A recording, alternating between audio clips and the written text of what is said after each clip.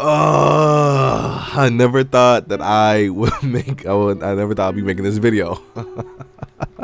I'm not gonna lie, I'm joking. This game, as you guys see the title, the game it's dying. You know, the game, it's had a fun run, but you know, a lot of the player base has been complaining about things that, you know, I've stated in the past, things that I kind of wanted to try to overlook, but it's just too much. It's too much going on, and I think the players are finally getting tired of it. We're gonna be looking at some complaints and other stuff on Reddit, at least the things that I've, you know, can come across and stuff just by looking up Sparking Zero on Reddit, because of how it's really like it's the topic is really big when it comes to like the player base dropping, at least 90% of the player base at least. So that's insane.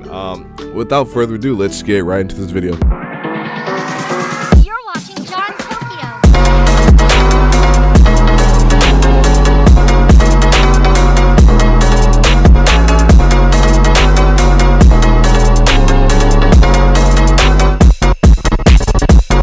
So we're gonna be going through Reddit and just kind of like looking at the complaints that people really just been complaining about. Now I saw this one earlier. I thought it was actually kind of funny. Now it looks like in the clip the guy actually went down the transformation from buff Master Roshi and went to the, you know, the weaker Master Roshi that has the after image strike, and that's what he did. So, you know, he can aggress him. Obviously you guys see the time running out, so he can aggress him in while using after image strike. And he actually, Trunks, the guy using Trunks, you know, found a way around it. Spamming key blasts is something else the community, you know, was complaining about, and you know, he found a way around it.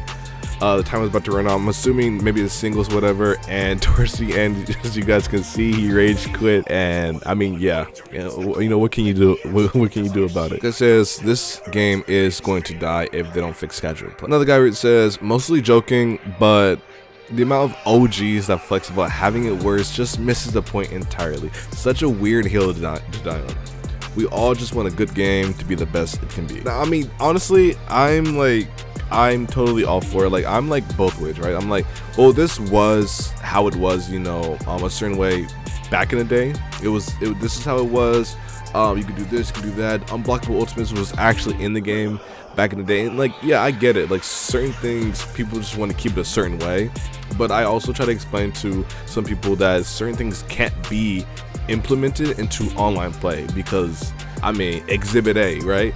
Like, you have people spamming things, and like nobody's playing the way we all thought and really wanted everybody to play, and it kind of sucks. Here's another instance. Someone actually talking about what I was just talking about. BUDOKAI TENKAICHI 3 have similar level of cheese in the game, still have a fan base there, not universe where people let Sparking Zero die. Now, I mean, that's kind of what I was just talking about. People like, oh, this is how it was, and like the game didn't. No, the game was amazing, like, but a lot of people wasn't, like, we were playing each other, we were playing the CPU, we were playing friends. I think you could play online back then, like on the PS2, whatever, or the Xbox, whatever. I didn't know how to do it. I never did. A lot of my friends, a lot of us just didn't do it. We kind of just played each other. We went to each other's houses. We, you know, sat next to each other and we just played the game.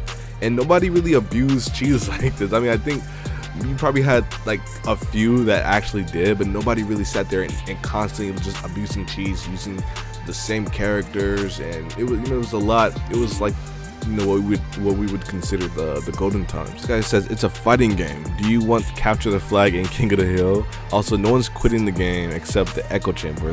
This subreddit. Get a grip. Player number always goes down. This isn't some MMORPG. Now, I don't know. I 100% disagree. First, I mean, MMORPGs, if we're gonna go down that route, I mean, we have games like Genshin that didn't, you know, drop tremendously in player base. No, like, the player count, we had over 130,000 players on this game, and I'm pretty sure the game came out last month, and now we're at like, what, I think like they said like 15,000 or something. And I mean, it is still going down. I mean, the reviews on the game on Steam, off Steam, like console, like you name it, like people are just like constantly complaining about this game. And it's honestly kind of sad, because I actually really love this game. So I decided to move on to Steam just to kind of see what how different the complaints and comments and posts and stuff were. Here we have somebody named "How do you do get behind your opponent gameplay worse than a Roblox game?" I'm pretty sure I know what Roblox game they're talking about.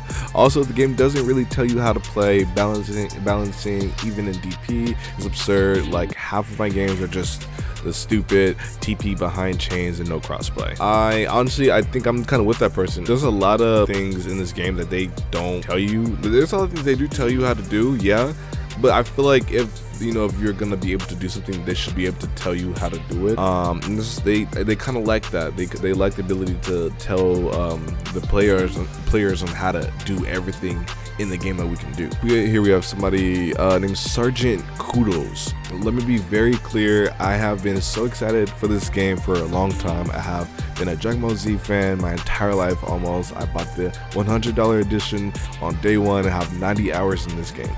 I have reached S rank and rank as well. However, I cannot recommend this game in its current state. I knew it was going to be unbalanced. That's the nature of Tenkaichi.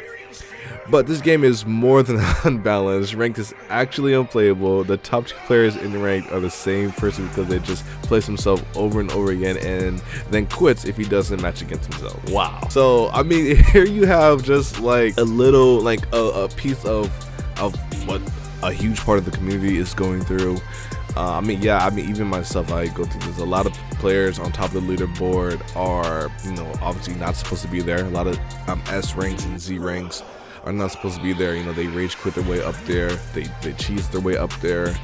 And I mean, this is a whole nother topic, but I'm glad this person brought it up. I personally wish there was a different ranking system. I don't agree with the whole A, B, C, D thing, and then they just kind of changed the number behind it. I really wish they copied and implemented the same ranking system that they had on fighters into this game, because I feel like it just would have made, first of all, it would have took a lot longer to get to a high rank, but on top of that, it would have made at least me more like to have more drive to want to do rank and get that rank.